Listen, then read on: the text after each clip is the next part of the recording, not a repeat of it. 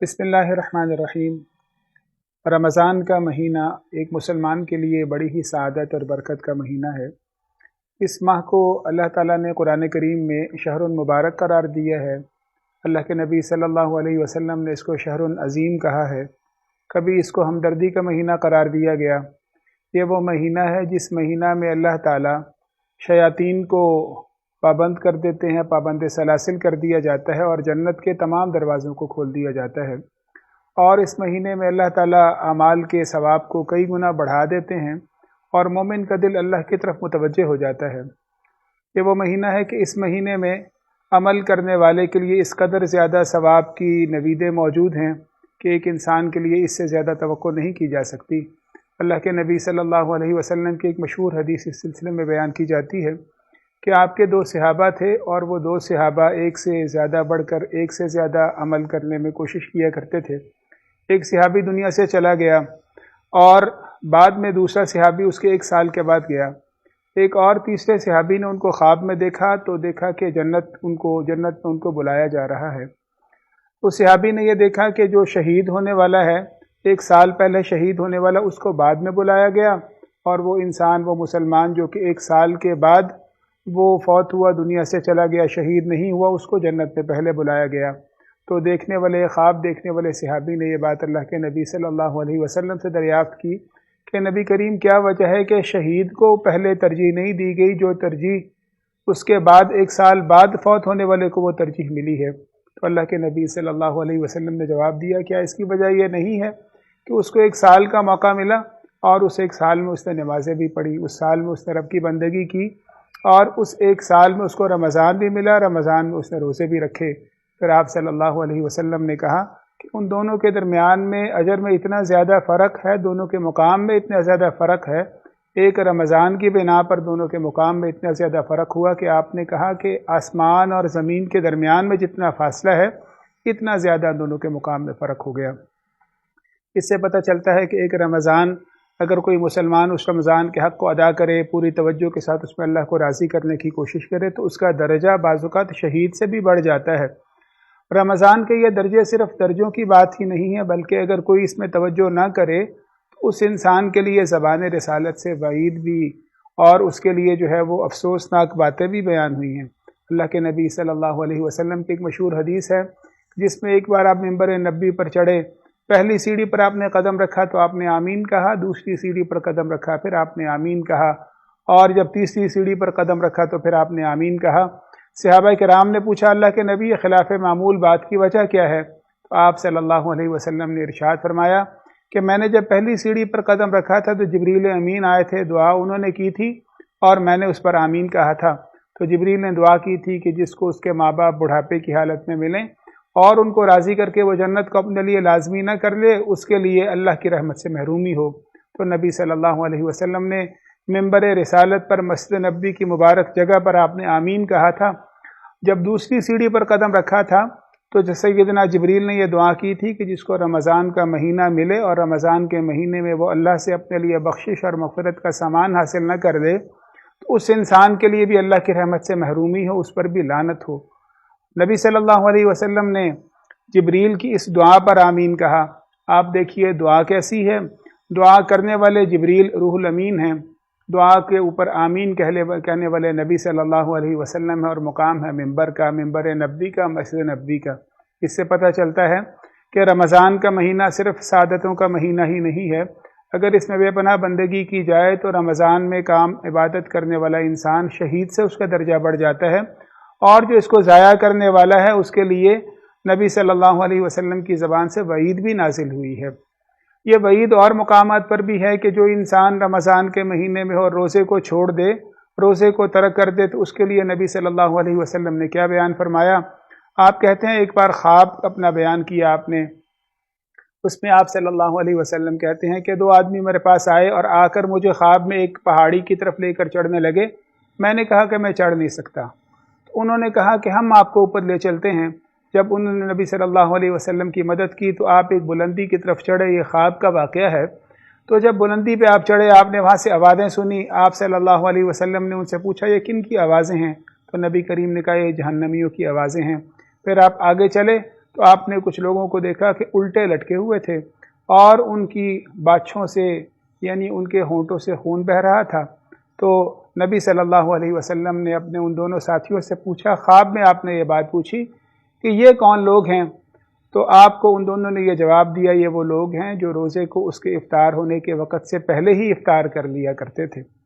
علماء کرام نے اس پر یہ بات لکھی ہے کہ کوئی انسان روزہ رکھنے کے بعد روزے کو مکمل نہ کرے، اس سے پہلے اس کو افطار کر لے، اس کا یہ انجام، اس کی یہ سزا ہے، تو سرے سے روزہ نہ رکھنے والا اس کا کیا انجام ہوگا، اس کی کتنی سنگین سزا ہوگی۔ تو اس لیے رمضان کا مہینہ ایک طرف برکتوں کا مہینہ ہے، اللہ کی رحمتوں کا مہینہ ہے، اور جو اس سے محروم ہوتا ہے، جو اس کو ترک کرتا ہے، اس کی پرواہ نہیں کرتا، اس کے لیے افسوس کا مہینہ بھی ہے۔ ایک رمضان انسان کو کبھی بلندیوں تک پہنچا دیتا ہے، کبھی انسان کو گہرائیوں میں اتار دیتا ہے۔ رمضان میں جتنے بھی اعمال ہیں، ان اعمال کا درجہ اللہ تعالیٰ بہت زیادہ بلند کر دیتے ہیں، انسان کا ذہن اللہ کی طرف متوجہ ہو جاتا ہے، اور آسمان سے یہ منادی کی جاتی ہے کہ خیر کے متلاشی خیر میں اضافہ کر لے، اور برائی کی طرف جانے والے اب تو باز آ جا۔ اور نبی صلی اللہ علیہ وسلم کہتے ہیں کہ اللہ کی طرف سے یہ بات ہوتی ہے کہ رمضان کا جو روزہ ہے، اللہ تعالیٰ یہ فرماتے ہیں کہ روزہ تو میرے لیے ہے اور اس کا بدلہ میں ہی دوں گا۔ رمضان کی فضیلت کے لیے یہ بات بہت کافی ہے کہ رمضان میں جتنے بھی اعمال ہیں، ان میں سے کسی عمل کا اللہ تعالیٰ نے اجر بیان نہیں کیا۔ حدیث میں یہ بات آتی ہے کہ نبی صلی اللہ علیہ وسلم کہتے ہیں کہ نیکی کرنے والے کو 700 گنا تک بدلہ دیا جاتا ہے، اور رمضان میں چیزوں کا ثواب کئی گنا بڑھا دیا جاتا ہے سوائے روزے کے، کیونکہ روزہ تو اللہ کے لیے ہے اور اللہ ہی اس کا بدلہ اور اللہ ہی اس کا بہترین اجر دے سکتے ہیں۔ تو روزے کا اجر، اس کے بدلے کا تذکرہ نہیں کیا گیا۔ قرآن کریم میں آتا ہے وَأَن تَصُومُوا خَيْرٌ لَكُمْ إِن كُنتُمْ تَعْلَمُونَ کہ روزہ تمہارے لیے بہتر ہے اگر تمہیں پتہ ہو۔ کتنا بہتر ہے اس کا بھی قرآن کریم میں کوئی تذکرہ موجود نہیں ہے۔ تو جس بات کا تذکرہ موجود نہیں ہے، اس کا مطلب یہ ہے کہ اس کا اجر، اس کی جزا انسان کی توقع، اس کی سوچ سے بھی کہیں زیادہ بلند ہوتی ہے۔ اسی طرح نبی صلی اللہ علیہ وسلم نے کہا کہ جو روزے دار ہے اس کے لیے 2 طرح کی مسرتیں ہیں۔ ایک مسرت تو وہ ہے جب وہ روزہ کھولتا ہے، اور دوسری مسرت روزے دار کے لیے وہ ہے کہ جس دن وہ رب سے ملے گا، جب اس کا بدلہ پائے گا تو اس کے وہم و گمان میں بھی وہ بدلہ نہیں ہوگا جو اس کو اللہ تعالیٰ عطا کریں گے، اور اللہ کی ذات بڑی ہی برکت والی ہے، بڑی ہی عظیم ہے، بڑا ہی بلند بدلہ دینے پر وہ قادر ہے۔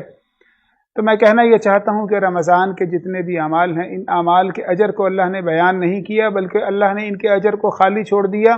اور کہا کہ اللہ اپنی کبریائی اور اللہ اپنے اختیارات کے مطابق ان کا بدلہ عطا کریں گے۔ کبھی یہ کہہ دیا کہ یہ روزہ کتنا بہتر ہے جس کا اندازہ ہی نہیں ہے۔ اسی طرح رمضان کے اندر ایک دوسرا عمل روزے کے علاوہ قیام اللیل کا عمل ہے، تو اللہ تعالیٰ نے قیام اللیل کے عمل کا تذکرہ بھی، اس کے اجر کا بھی تذکرہ نہیں کیا۔ سورہ سجدہ کے اندر قیام اللیل کا تذکرہ ہوتا ہے، جہاں اللہ تعالیٰ نے یہ بات کہی کہ مسلمانوں میں سے وہ بھی ہیں جو کہ ان کے پہلو رات کو اپنے بستروں سے جدا ہو جاتے ہیں، وہ رب کو راضی کرتے ہیں۔ تتجافى جنوبهم عن المضاجع يدعون ربهم خوفا وطمعا، رب سے وہ امید رکھتے ہیں جنت کی، اور رب سے ڈرتے ہوئے وہ یہ کام کرتے ہیں۔ تو جب اللہ نے قیام اللیل کا تذکرہ کیا، وہاں پر بھی اللہ نے اجر کو بیان نہیں کیا، بلکہ اللہ تعالیٰ نے اس کے بعد ارشاد فرمایا فَلَا تَعْلَمُ نَفْسٌ مَا أُخْفِيَ لَهُم مِّن قُرَّةِ أَعْيُنٍ، کوئی جان یہ بات جانتی نہیں ہے، کوئی شخص یہ جانتا نہیں ہے کہ اللہ نے اس کے لیے کون سا اجر مخفی رکھا ہے۔ جو اللہ نے آنکھوں کی ٹھنڈک اس کے لیے قیامت کے دن کون سی مخفی رکھی ہے، کسی کو اس کا علم نہیں ہے۔ جزاء بما كانوا يعملون، جو دنیا میں انہوں نے قیام اللیل کیا، اچھے کام کیے، اس کا بہترین یہ بدلہ اللہ عطا کریں گے۔ تو میں کہنا یہ چاہتا ہوں کہ رمضان کے جو بڑے بڑے اعمال ہیں، روزے کا اجر بیان نہیں ہوا، قیام اللیل کا اجر بیان نہیں ہوا، اور اعتکاف جو رمضان کے اہم ترین عمل ہے، اس کا بھی اجر کسی صحیح حدیث میں موجود نہیں ہے۔ تو یہ تینوں اجروں کو جن کا تذکرہ نہیں کیا گیا، روزے کو بھی اس سے اللہ تعالیٰ نے مستثنا کر دیا، باقی اعمال کے اجر اللہ تعالیٰ نے واضح کر دیے۔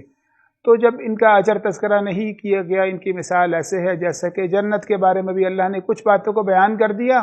لیکن جنت کا وصف اللہ تعالیٰ نے یہ بیان کیا۔ نبی صلی اللہ علیہ وسلم یہ کہتے ہیں کہ جنت میں ایک مسلمان کی میزبانی اس طرح کی جائے گی، اس کو وہ نعمتیں دی جائیں گی جو کسی آنکھ نے دیکھی نہیں ہیں اور کسی دل نے ان کو سوچا بھی نہیں، کسی کے خواب و خیال میں بھی نہیں گزری۔ جس طرح جنت میں انسان کی میزبانی اس طرح ہوگی کہ اس کا تذکرہ، اشارے تو اس کے کیے جا سکتے ہیں، اس کی حقیقت تک انسان اس کا ادراک نہیں کر سکتا،